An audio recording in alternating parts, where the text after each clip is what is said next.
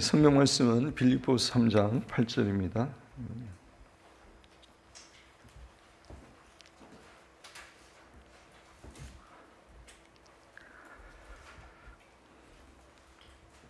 빌립보서 3장 8절 말씀 우리 한 목소리로 봉독하도록 하겠습니다.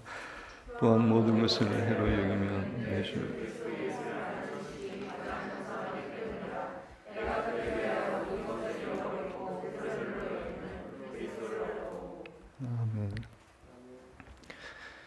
유명한 마틴 로이드 존스는 부흥이라고 하는 그의 책에서 부흥을 일으키기를 원한다면 부흥의 원우물을 다시 찾아가서 그 우물을 회복하고 살리는 것이 중요하다고 역설합니다. 마틴 로이드 존스의 책을 읽고 이것을 실천한 사람 가운데 한 분이 부산대학교 초대 총장 윤인구에 대해 연구하여 세상에 알렸던 부산대학교 김재호 교수입니다. 전혀 뜻하지 않게 부산대학교의 문화 콘텐츠 개발 원장의 보직을 맡게 된 김재호 교수님에게 하나님께서는 기도하는 가운데 부산대 초대 총장이었던 윤인구를 세상에 드러내라 라는 음성을 주셨습니다. 그래서 윤인구 총장에 대해서 거의 자료가 없는 상태에서 이분은 하나님께 간절히 기도하는 가운데 윤인구 총장에 대한 자료를 찾기 시작했습니다. 그렇게 기도하고 애쓰는 가운데 그는 윤인구 총장이 어떠한 인물이었고 그가 어떤 비전을 가지고 부산대학교를 설립하게 되었는지 알게 되었습니다. 그리고 그 윤인구 총장님이야말로 대한민국 교육의 부흥의 원우물이 되는 분임을 발견하게 되었습니다.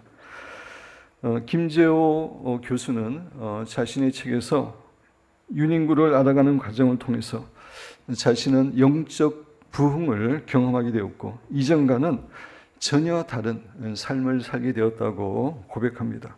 그 결과 그는 이효령 씨의 딸이었던 고 이민아 목사님과 함께 교육의 변화를 위한 거룩한 세대 기도운동, 영어로는 Holy Generation in Education입니다. 이 기도운동을 시작했고 전국의 크리스찬 교수들과 연대하여 캠퍼스 부흥을 위한 선교 활동을 펼치고 있습니다. 부흥을 사모하는 우리는 부흥의 원우물을 찾아 그 우물을 회복하고 살리는 것이 중요합니다. 김재호 교수가 윤인구 총장에 대해 깊이 연구하는 가운데 한국 교육의 부흥의 원우물을 발견하게 된 것처럼 우리 기쁨교회는 진젠도르프와 모라비안 교도들에 대해 연구하고 그들을 통해서 부흥에 대한 강한 도전을 받아야 됩니다. 감사하게도 진젠도르프 백작과 모라비안 교도들에 대한 자료는 많이 남아 있습니다. 교회 사적으로 너무나 탁월한 유명한 그룹이기 때문입니다. 저와 우리 기쁨교회 성도들은 김재 교수님의 그 열정을 가지고 이들을 연구하고 배워야 할 것입니다. 그렇지만 우리는 저들에 대한 지식만을 가져서는 안 됩니다. 윤인구를 연구했던 김재호 교수의 간증을 우리가 다 들었지만 그분은 무엇보다 윤인구의 마음속에 있는 비전과 열정을 알기를 원했습니다. 그분이 살아있지 않아서 그분을 직접 만날 수는 없지만 정말 그분 마음속에 있었던 그 비전과 열정, 그것을 알기를 원했습니다. 그래서 하나님께 간절히 기도하고 하나님의 계시를 구했습니다. 그래서 하나님께서는 그분에게 시를 통해서 윤인구 총장의 그 중심에 있는 마음을, 불을 알려주셨습니다. 우리도 마찬가지로 진젠도르프와 모라비안 교도의 마음속에 있는 것을 알게 해달라고 하나님께 간절히 기도하고 기도해야 합니다. 저는 지난 목요일 새벽 기도 시간에 이분들의 마음속에 있었던 것들을 알게 해달라고 하나님께 간절히 기도하고 기도했습니다. 기도할 때에 하나님께서에게 몇 가지 마음을 주셨습니다. 여러분 교재에 있는데 첫째, 진젠도르프와 모라비안 교도들의 마음에는 그들의 구세주이자 주인이신 예수님에 대한 뜨거운 사랑의 불길이 타오르고 있었음을 알려주셨습니다. 자신들의 죄를 위해서 돌아가신 그 예수님에 대한 정말 뜨거운 열정, 뜨거운 사랑이 그들의 마음속에 불로, 정말로 불로 타오르는 그런 것을 느낄 수 있었습니다. 두 번째, 그들은 이 땅에서 철저하게 나그네로 살았다고 하는 그러한 사실을 하나님이 알려주셨습니다. 이 세상은 잠시 지나가는 곳이고 우리가 영원히 살 곳은 천국인데, 이들은 그 천국을 향해서 이 땅에서는 나그네로서 살아가는 사람이라고 하는 정체성을 가지고 살았음을 가르쳐 주셨습니다. 세 번째, 예수님께서 그들의 모든 것이 되시는 분이었기 때문에 그들은 이 세상에서 예수님을 위하여 당하는 어떤 희생도 결코 희생으로 여기지 않는 그런 마음, 예수님을 위한 어떤 고난과 핍박도 기꺼이 감당하려고 하는 그들의 마음을 하나님께서 보여주셨습니다. 그래서 저의 마음도 이분들의 마음을 닮아가게 해달라고 간절히 기도했습니다. 물론 제 마음에도 어느 정도 이런 것들이 있지만 더 정말 이분들처럼 그런 뜨거운 열정이 있기를 기도했습니다. 하나님께서는 진젠도르프 백작과 모라비안 교도의 마음의 일부분을 우리에게 알려주셨지만 앞으로도 우리가 기도할 때 계속해서 우리에게 알려주실 거라고 믿습니다. 사랑하는 성도 여러분, 진젠도르프 백작과 모라비안 교도는 우리 기쁨 교회의 부흥의 원우물입니다. 김재호 교수님이 유닝부에 대해 연구했던 그런 열정과 기도로 우리는 진젠도르프 백작과 모라비안 교도들에 대해서 연구하고, 무엇보다도 그들의 마음속에 있었던 것, 그들의 마음속에 불타고 있었던 그런 비전과 열정을 알고 그것을 본받기 위해서 애쓰고 노력해야 할 것입니다. 이렇게 해서 우리의 마음이 그들의 마음을 닮아갈 때에 하나님께서는 우리 교회도 하나님의 나라를 위해서 귀하게 사용하실 줄로 믿습니다. 지난 주일에는 우리 기쁨교회가 본받아야 될 모라비안 교도의 5가지 특징 가운데 첫 번째를 살펴보았고, 오늘은 세 번째에 대해서 살펴보기를 원합니다. 5가지가, 첫째는 오직 예수 그리스도, 두 번째 교회 연합운동, 세 번째 기도 강조, 네 번째 셀 모임 강조, 다섯 번째 세계 선교를 위한 주춧돌 역할. 이 5가지 가운데 오늘은 세 번째에 대해서 살펴보기를 원합니다. 근데 그 전에 모라비안 교도들이 1727년에 경험하게 되었던 하나님의 부흥에 대해서 잠시 설명을 드리기를 원합니다. 모라비안 공동체는 1722년 모라비아의 피난민들이 신앙의 핍박으로 인해서 진젠도르프의 영지 헤른후트로 찾아와서 형성되기 시작했습니다. 그리고 5년 후인 1727년 모라비안 공동체는 골든 썸머라고 불리는, 황금 여름이라고 그럴까요? 라고 불리우는 하나님의 부흥을 경험하게 됩니다. 그 당시 이곳에 찾아온 모라비아의 그 피난민들은 다양한 교파와 신학을 가지고 있었던 사람들이었습니다. 루터파와 연결된 사람도 있었고 독립파도 있었고, 또 그들이 살던 보헤미아 지역의 형제단을 재현시켜 보려고 하는 사람들, 다양한 교파의 사람들이 있었습니다. 그래서 그들은 예정설, 거룩함, 세례 등에 대해서 서로 다른 견해를 갖고 있어서 그들 사이에 분열과 반목이 있었습니다.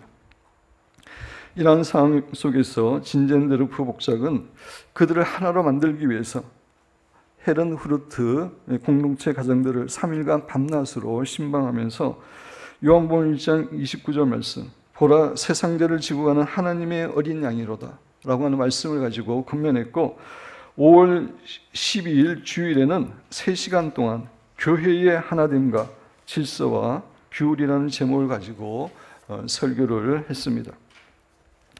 그 설교를 마치고 성찬식을 거행하는데 한 사람이 구석에서 오열하며 울기 시작했습니다.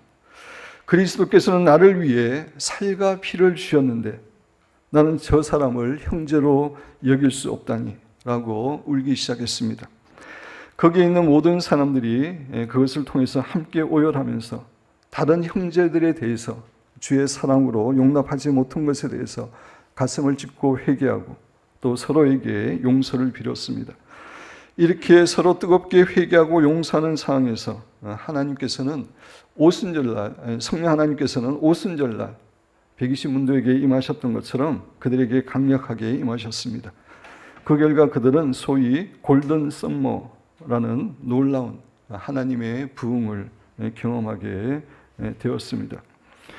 그 자리에 참석했던 한 모라비안 교도가 그 부흥에 대해서 회상한 얘기를 여러분의 교재에 인용했습니다. 우리 같이 한번 읽어보겠습니다. 우리는 모두 그리스도의 피...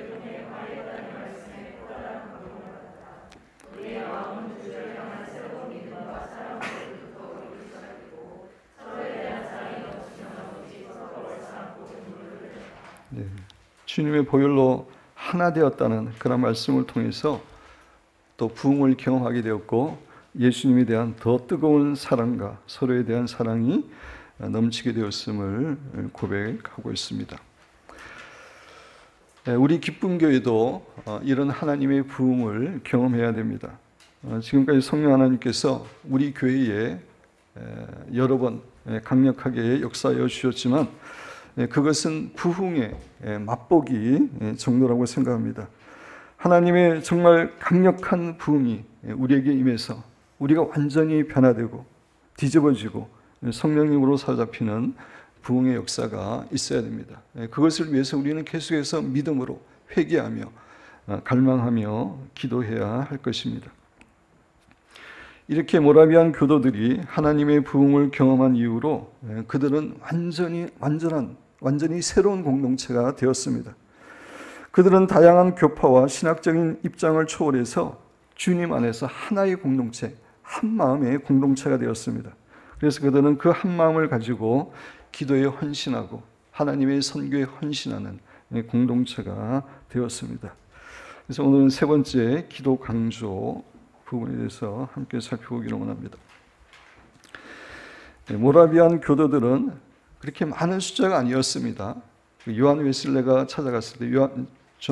찾아갔을 때 수백 명 정도의 그룹이었고 그 이후에 조금 늘긴 했지만 큰 숫자는 아니었지만 교회사에서 다섯 번째 영적 운동, 성육신 운동을 일으키고 세계 선교에 크게 공헌할 수 있었던 것은 그들이 무엇보다도 기도하는 공동체였기 때문입니다. 그들이 간절히 기도하는 공동체였고 하나님께서는 그들의 기도를 통해서 역사하시고 그들을 사용하여 주셨기 때문에 그렇게 그들이 위대한 역할을, 사명을 감당할 수 있었습니다.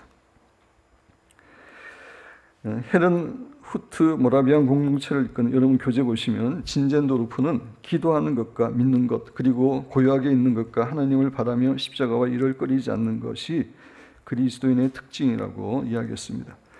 그리스도인의 특징이 많지만 그 중에 첫 번째가 기도하는 것, 하나님께 기도하는 것, 이것이 이제 특징이다라고 그렇게 확신했기 때문에 본인도 기도에 헌신하는 삶을 살았습니다. 본래 진젠도르프는 어렸을 때부터 매일 1시간 이상 깊은 묵상 기도를 하는 습관이 있었고 이 묵상 기도를 통해서 주님을 갈망하며 주님과 깊은 대화를 나누는 시간을 가졌던 사람입니다. 물론 진젠도르프는 묵상 기도 외에도 통성 기도도 많이 했을 것이고 그리고 하루 24시간 계속해서 주님을 바라보며 주님을 갈망하는, 주님과 동행하는 삶을 살았을 것입니다. 이런 진젠도르프의 영향으로 모라비안 교도들은 뜨겁게 기도하는 공동체가 되었습니다. 특별히 1727년에 하나님의 부흥을 경험하고 나서는 더욱더 기도에 헌신하는 공동체가 되었습니다. 모라비안 교도의 기도의 특징을 한 4가지로 살펴보기를 원하는데 첫째, 세계 선교를 위해 24시간 쉬지 않고 하는 기도, 흔히 24/7 기도라고 하죠. 24시간 기도하고 일주일 내내 이제 하는 기도를 이렇게 표현합니다. 그래서 이 모라비안 교도들에 대해서는 우리가 정말 사모하고 배우고 본받아야 될 그런 분들이기 때문에 제가 이 부분에 대한 설교 원고를 다 그냥 그대로 적었습니다. 우리 내용을 생각하면서 한번 같이 읽어보겠습니다. 초대교회처럼 성령님을 경험한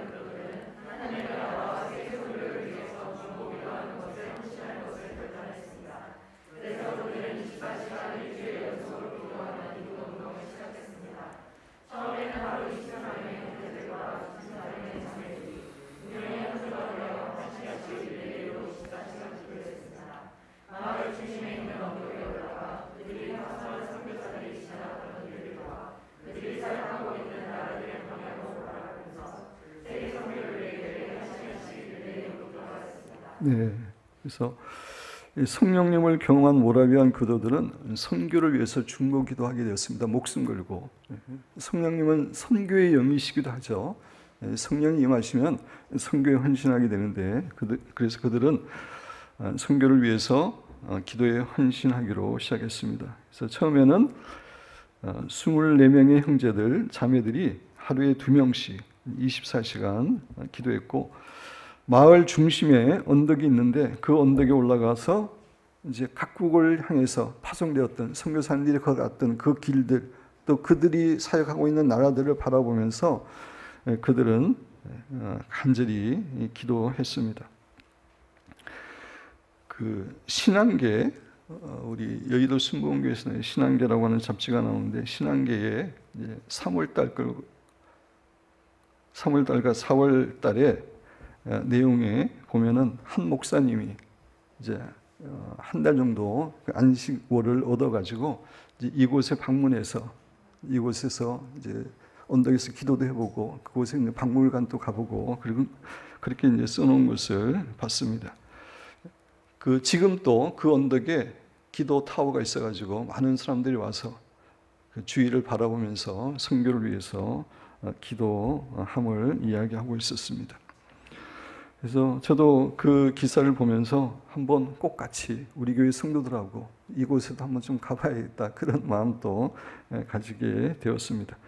처음에는 이제 2명이 한조가 되어서 이렇게 기도했지만 나중에는 제가 읽으면서 설명하는 게 좋을 것 같습니다. 나중에는 한 시간에 5명이 함께 합심하여 통성으로 기도하며 24시간 365일 릴레이 중보 기도를 이어갔고 그 기도는 무려 120년간이나 지속되었습니다. 2명에서 5명으로 늘어난 겁니다. 선교를 위한 이런 뜨거운 기도가 있었기에 그들은 근대 선교의 문을 열고 여러 나라에서 아름다운 선교 사역을 감당하는 그룹이 될 수 있었다고 생각합니다. 이런 의미에서 24/7 기도는 모라비안 선교의 알파와 오메가였다고 할 수 있습니다.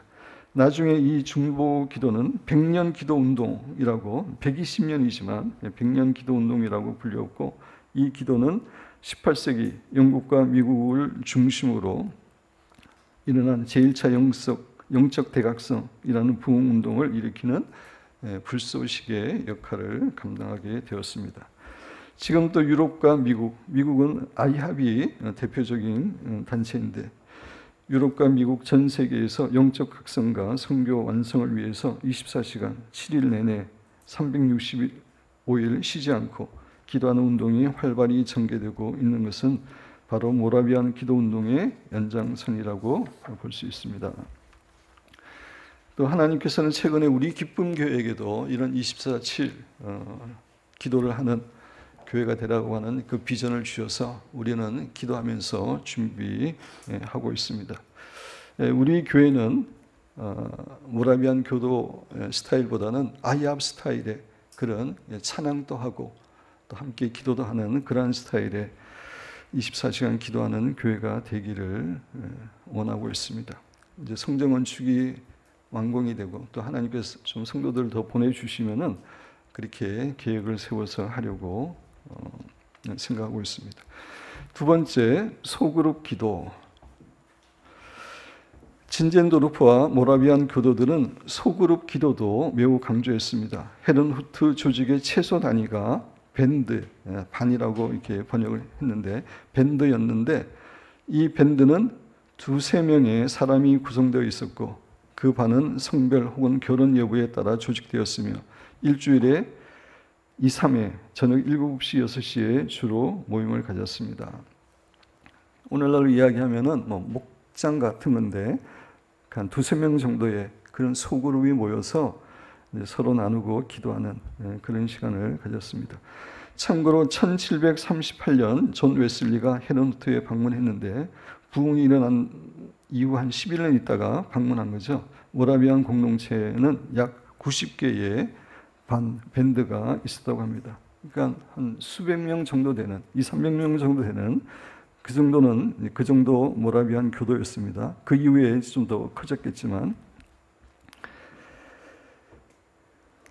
그래서 이들은 그 소그룹으로 만나서 자신들의 영적인 상태에 대해서 서로 나눈 후에 서로를 위해서 도전하고 자신들의 영적 성장을 위하여 권면하고 중보 기도를 하였다고 합니다. 그래서 오늘날로 이야기하면 목장 모임을 통해 함께 기도하는 것입니다. 이런 의미에서 우리의 목장 모임에서도 더욱 기도가 강조되고 함께 기도하는 시간이 많아져야 한다고 생각합니다. 시간에 제한이 있어서 목장 모임에 나누는 것 위주로 이렇게 하지만 사실 이렇게 기도가 목장에서 또 주가 되어야 됩니다. 그런 관점에서 우리가 더 많이 기도하는, 서로를 위해서 기도하는 목장이 되어야 된다고 생각합니다. 세 번째, 말씀을 가지고 드리는 기도, 로중이라고 그러는데 유명한 말입니다. 어느 정도 교회에서 알고 기독교에서 알고 있는 사람들은 로중이라는 단어를 알고 있습니다. 이들의 또 특징 가운데 하나는 말씀을 가지고 기도했다는 겁니다. 진젠도르프는 1728년 5월 3일 헤른후트 공동체에서 찬양 모임에 나온 형제들에게 처음으로 그 다음 날을 위한 간단한 성경 말씀을 건네 주었다고 합니다. 이것이 계기가 되어 저녁마다 진젠도르프가 간단한 성경 구절과 찬송을 사람들에게 주었고, 그러면 그 다음 날 아침에 그것을 받은 사람들이 집집을 방문하여 모든 공동체 멤버들에게 전해 주었습니다. 그러면 공동체 식구들은 그 말씀을 묵상하고 그 말씀을 가지고 기도를 드렸다고 합니다. 모라비안 공동체는 하나님께 주신 이 짧은 말씀을 강력한 영적 무기로 삼아 기도함으로 매일매일 영적으로 큰 힘을 얻었다고 합니다. 진젠도르프는 하나님께서 말씀을 통해 말씀하신다는 확신을 가지고 이 운동을 전개했습니다. 1731년에 이제 기도서가 처음으로 로중, 독일어인데 독일어의 이름으로 출판되었고, 참고로 로중이란 말은 제비를 뽑는다는 의미의 동사 로젠에서 파생된 명사라고 합니다. 그래서 이 기도서에는 구약 성경 구절이 1800개의 구절이 있었는데 매일 제비 뽑기로 한 성경 구절이 선택되면 신약 말씀은 그 구약 말씀에 대응하는 말씀이 선택되었다고 합니다. 그래서 이 기도서는 그때 만들어진 이후에 한 번도 중단되지 않고 지금까지도 매년 발행되고 있다고 합니다. 그래서 2019년 모라비안 공동체의 말씀 묵상집이 289번째로 발행되었는데 그 중에 한 예가 9월 16일 그 예입니다. 우리 같이 한번 그냥 읽어보겠습니다. 너희가 살려면 성을 구하고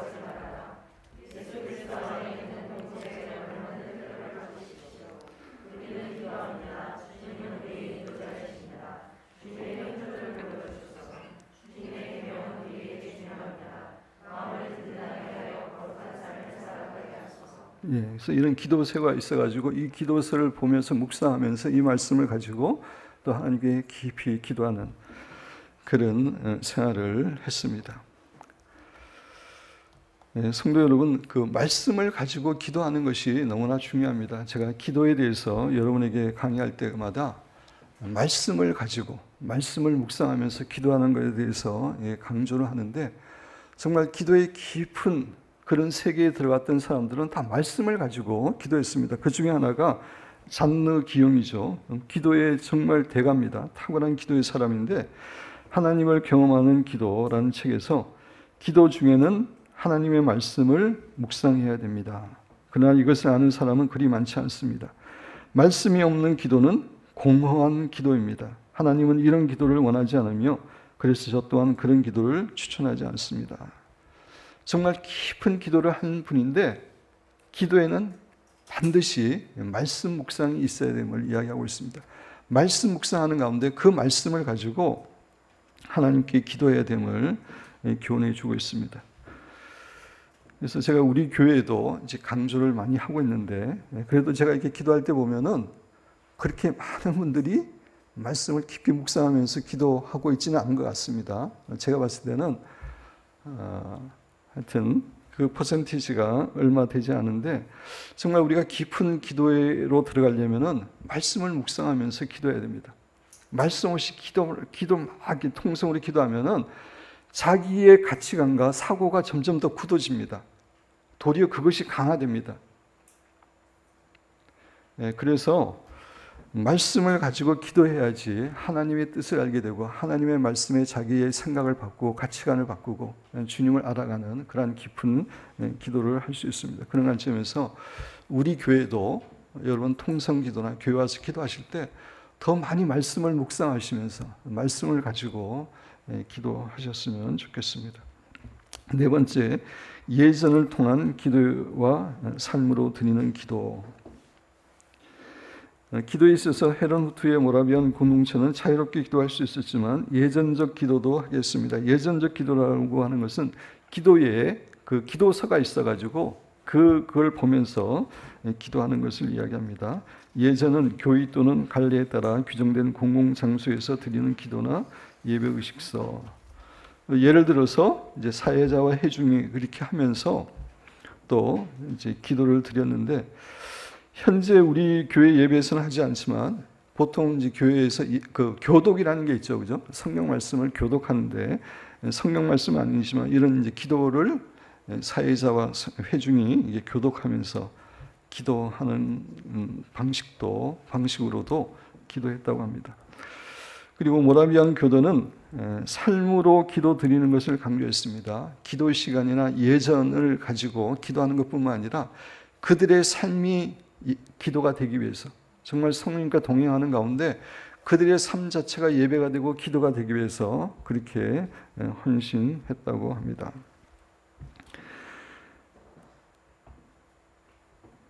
그 다음에 인터내셔널 프레어 커넥트라고 하는 단체의 위원장을 맡고 있는 잔 랍은 중보기도가 선교의 역사적, 신학적 기능 중에 마지막 남은 가장 중요한 전략적 무기라고 말했습니다. 가장 중요한 선교를 위한 전략이 중보기도라고 믿고 있는 거죠. 많은 사람들이 이렇게 믿고 있습니다. 이분은 모라비안 공동체의 기도운동의 불씨가 당겨진 꼭 290년이 되는 2017년 5월 12일, 그러니까 모라비안 공동체의 부흥이 일어났던, 그죠? 그 해로부터 290년이 되는 그 날에 헤런 후트에서 국제 기도 및 선교 리더 회의에 참여한 세계 리더들과 함께 헤런 후트 합의문을 발표했습니다. 그 중에 일부분인데 내용을 생각하면서 우리 같이 한번 읽어보겠습니다.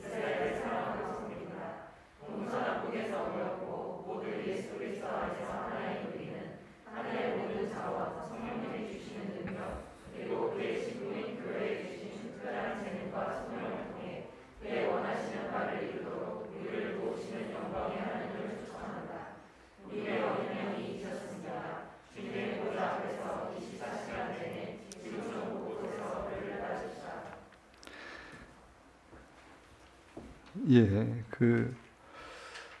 24시간 기도가 이제 마지막 선교에 있어서 너무나 중요하기 때문에 이런 선교단체가 한 마음으로 이런 합의문을 작성하고 선포했습니다. 그래서 24시간 24/7 기도는 정말 선교를 위해서 너무나 중요한 기도이고 또 예수님의 재림을 앞당기는 그런 기도이기 때문에 우리 교회도 앞으로 하나님께서 허락하시는 대로 반드시 해야 될 그런 일이라고 믿습니다. 결론적으로 말씀드립니다. 김재호 교수님이 부산대학교 초대 총장 윤인구 총장에 대해 연구하고 본받기를 원했던 그러한 열정을 가지고 우리는 진젠도르프 백작가 모라비안 교도들에 대해서 연구하고 배워야 됩니다. 무엇보다도 그들의 마음속에 있는 그러한 열정, 뜨거움, 주님을 향한 사랑, 이러한 것들을 우리가 본받아야 됩니다.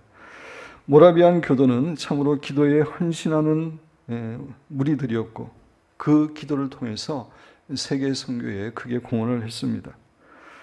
감사하게도 우리 기쁨 교회도 기도를 기뻐하고 기도에 헌신하고 있습니다. 그럼에도 불구하고 아직 우리의 기도가 부족한 부분이 많고 많이 성장해야 됩니다. 더 많은 시간 하나님과 교제하고 대화하는 기도를 해야 됩니다.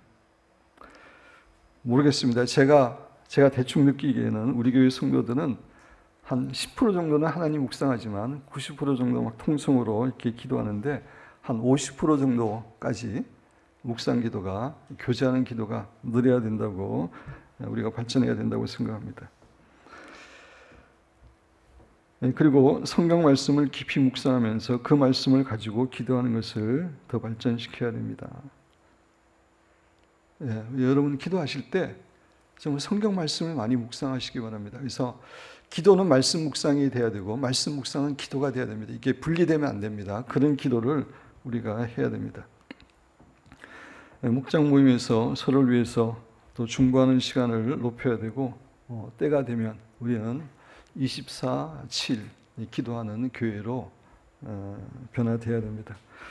이렇게 우리 기쁨교회가 간절히 하나님께 기도하는 공동체가 되어서 마지막 시대에 하나님께서 부어주시는 부흥을 먼저 경험하고 또 다른 주위의 사람들에게도 그렇게 부흥을 전해주는 축복된 교회와 성도가 되시기를 주님의 이름으로 축원드립니다.